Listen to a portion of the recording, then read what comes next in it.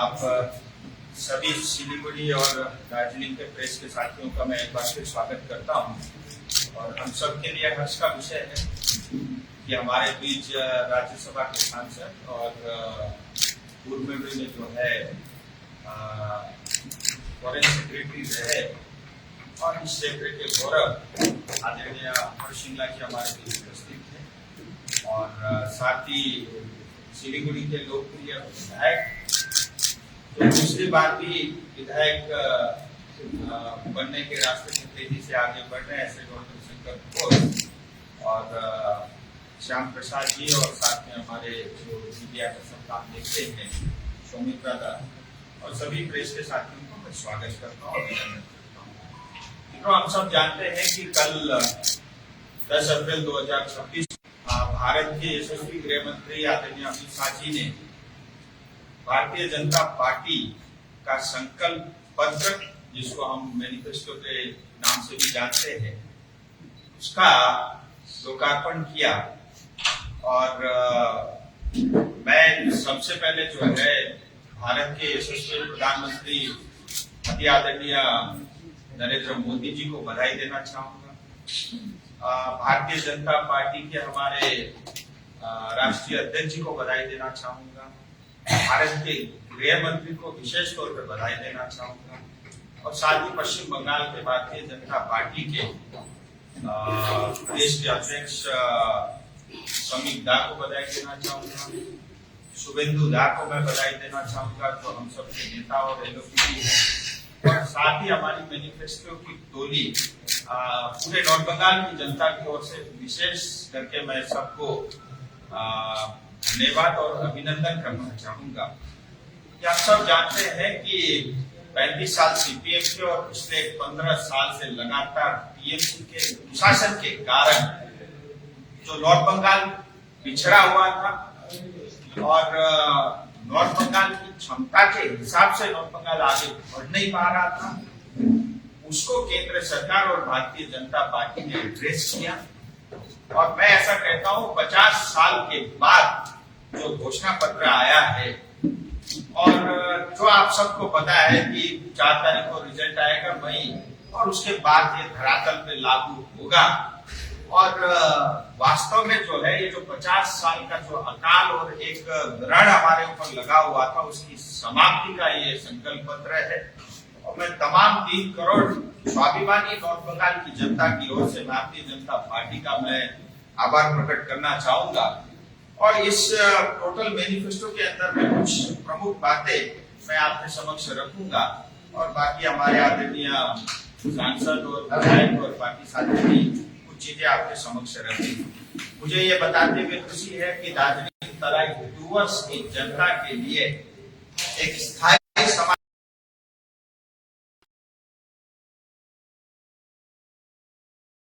हम सब के लिए चाय बगान का, और चाय बगान को लेकर के कैटेगरिकली बहुत स्पेसिफिक जो है स्पष्ट शब्दों में गृह मंत्री जी ने कहा है कि हम चाय बगान में रहने वाले सभी श्रमिकों से उनको पर्जा पट्टा मिलेगा, वो भी टीएमसी वाला लॉलीपॉप 5 डेसिबल नहीं। हम जिनके अधिकार में जो भी उनकी पुश्तैनी जमीन है वो उनको सौंपने का काम, उनका सम्मान बढ़ाने का काम जो है भारतीय जनता पार्टी करेगी। और साथ ही जो है एक dedicated team worker development board का गठन होगा, जो ये इंश्योर करेगी कि चाय बगान में काम करने वाले श्रमिकों को उनके सम्मान के हिसाब से मिनिमम वेज मिले, और साथ ही उनको हेल्थ केयर की फैसिलिटी मिले। और चाय बगान के अंदर ईएसआई के अस्पताल बनेंगे, मॉडर्न हाउसिंग से लेकर के उनका सोशल वेलफेयर का भी ध्यान रखा जाएगा।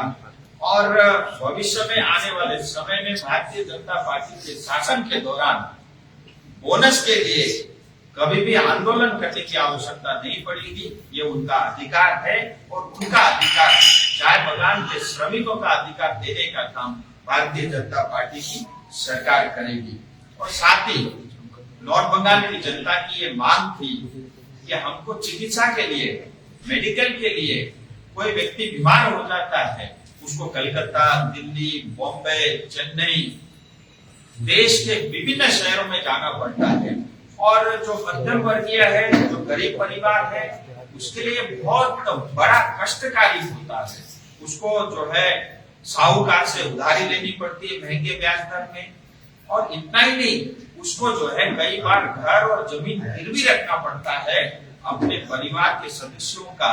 चिकित्सा का खर्च के लिए। इस बात को ध्यान में रख करके भारतीय जनता पार्टी की सरकार ने घोषणा किया है कि नॉर्थ बंगाल में पश्चिम बंगाल का दूसरा एम्स बनेगा, और यहाँ की जनता की एक लंबे समय से मांग थी। मैं इसके लिए भी समस्त भारतीय जनता पार्टी के नेतृत्व को बधाई देना चाहूंगा। हम सब जानते हैं पूरा दार्जिलिंग तराई डूवर्स ये एजुकेशन का हब रहा है,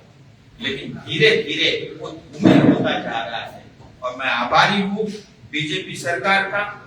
कि भारतीय जनता पार्टी ने अपने संकल्प पत्र में एक घोषणा किया है, विशेष करके हमारे युवा पीढ़ी के लिए जो हमारा कल का भविष्य है, कि नॉर्थ बंगाल में एक IIT भी बनेगा, एक IIM भी बनेगा, और इसके साथ ही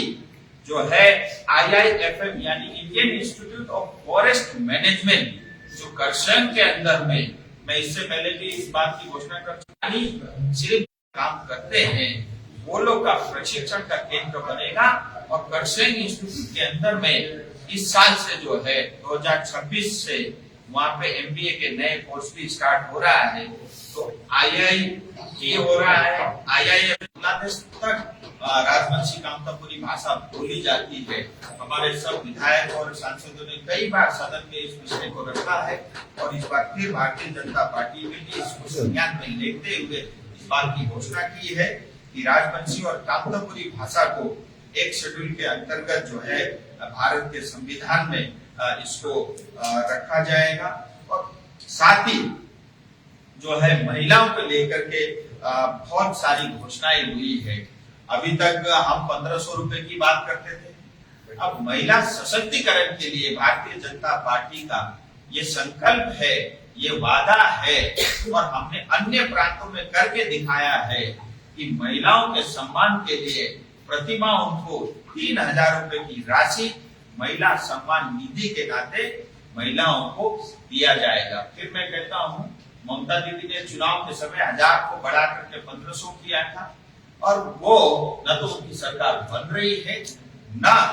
उनकी क्षमता में है ये देने का। लेकिन भारतीय जनता पार्टी यानी डबल इंजन की सरकार ये इंश्योर करेंगे कि पूरे पश्चिम बंगाल की महिलाओं को 3000 रुपए प्रति माह मिलेगा। और इसके साथ ही महिलाओं के लिए एक बड़ी घोषणा ये भी हुई है कि जितना भी सरकारी नौकरी में भर्ती होगा उसमें 33% आरक्षण जो है पश्चिम बंगाल की महिलाओं को मिलेगा। मैं इसके लिए भी समस्त माताओं और महिलाओं की ओर से, बहनों की ओर से भारतीय जनता पार्टी का मैं आभारी हूँ। और साथ ही महिलाओं की सुरक्षा को ध्यान में रखते हुए मुझे लगता है इसकी कल्पना किसी और पार्टी ने नहीं की थी, लेकिन ये भारतीय जनता पार्टी का संकल्प है। और भारतीय जनता पार्टी ने ये वादा किया है कि जितने भी पुलिस के थाने हैं, दुर्गा वाहिनी सेल का गठन जो है हर एक थाने के लिए किया जाएगा, इसकी भी घोषणा की है। और युवाओं को ध्यान में रखते हुए इस संकल्प पत्र में ये वचन और वादा किया गया है कि हम अब ये 5 साल के अंदर में 1 करोड़ नई सरकारी भर्ती और जो है नौकरी देने का वादा बीजेपी सरकार ने किया है। और साथ ही जिन युवाओं को जब तक उनको नौकरी नहीं मिल जाता उनको 3000 रुपए प्रति माह जो है तो सहायता राशि के रूप में दिया जाएगा, इसकी भी घोषणा की है। और किसान सम्मान निधि आप सब जानते हैं, प्रति वर्ष जो है 6000 रुपए की राशि केंद्र सरकार देती है, लेकिन पश्चिम बंगाल में 6000 रुपए को बढ़ा करके 9000 रुपया जो है किसान सम्मान निधि के नाते हर वर्ष जो है किसान को मिलेगा। और साथ ही यहाँ काम करने वाले पुलिस, सरकारी कर्मचारी, GDA में काम करने वाले जितने भी कर्मचारी है उनके लिए DA और साथ ही 7 पे कमीशन यानी जितने भी सरकारी नौकरी में काम करने वाले कर्मचारी या पेंशनर्स है उनके लिए DA और 7वें वेतन आयोग का पैसा जो है उनको देने का काम जो है भारतीय जनता पार्टी की सरकार करेगी। और साथ ही इस घोषणा पत्र में ये भी कहा गया है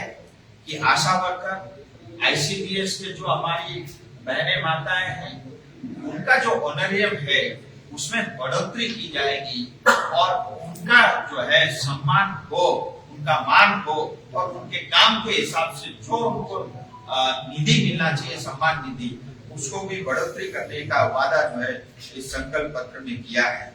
टूरिज्म को लेकर के बहुत बड़ी घोषणाएं डिटेल में इस संकल्प पत्र में कहा गया है और ये भी कहा गया है कि दार्जिलिंग को एक प्रीमियम इको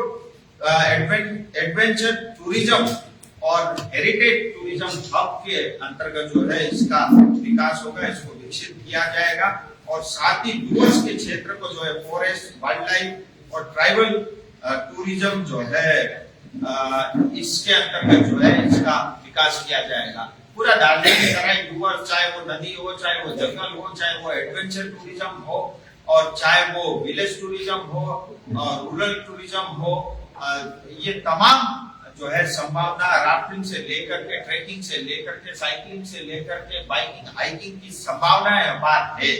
उसको एक टूरिस्ट डेस्टिनेशन के रूप में जो है विकास किया जाएगा और भविष्य में भारत के लोग तो आएंगे ही, जिनके पास डॉलर होगा, विदेशों से भी हमारे क्षेत्र में लोग आएंगे क्योंकि यहाँ पे इंटरनेशनल एयरपोर्ट भी बन रहा है। भविष्य में जिसकी कनेक्टिविटी सीधा जो है यहाँ से लेकर के अन्य देशों तक भी होगा। सो पूरा दार्जिलिंग तराई डूवर्स को टूरिज्म के नाते जो है ध्यान में रखा गया है। और चाय बागान को लेकर के एक चीज और कहा गया है कि स्मॉल ट्री ग्रोअर जिनका योगदान आज 52% है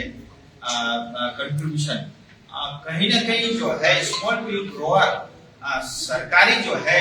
कोई भी फैसिलिटी और उनकी सहायता से वो छूटे पड़े हुए हैं, उनको वो सहायता नहीं पहुंचती है। तो स्मॉल ट्री ग्रोअर को भी जो है फाइनेंशियल सपोर्ट जो है भारतीय जनता पार्टी की सरकार करेगी। और साथ ही टूरिज्म के लिए एक ये भी घोषणा किया गया है कि एक नया नेशनल हाईवे बनाया जाएगा जो सीधा दार्जिलिंग से लेकर के सुंदरबन को कनेक्ट करेगा, यानी एक नई नेशनल हाईवे। जो इससे पहले जो केंद्र सरकार की योजना जो चल रही है, जो होने वाली है, वो तो है ही। उसके अलावा दार्जिलिंग टू सुंदरबन एक नया हाईवे बनेगा, इसकी भी घोषणा की है। और एक बड़ी घोषणा मैं ये कहूंगा, नॉर्थ बंगाल की जनता को ध्यान में रख करके किया गया है कि हमारे यहाँ पे जो है बहुत तेजी के साथ आबादी बढ़ रही है और उस आबादी को ध्यान में रखते हुए पूरे एंटायर नॉर्थ बंगाल के अंदर में 4 नए शहर, जो आज आप सिलीगुड़ी जैसा शहर देख रहे हो, ऐसे जो है 4 नए शहर जो है नॉर्थ बंगाल में बनेंगे। इस बात को भी ध्यान में रखा गया है। और मैं ये कहूंगा कि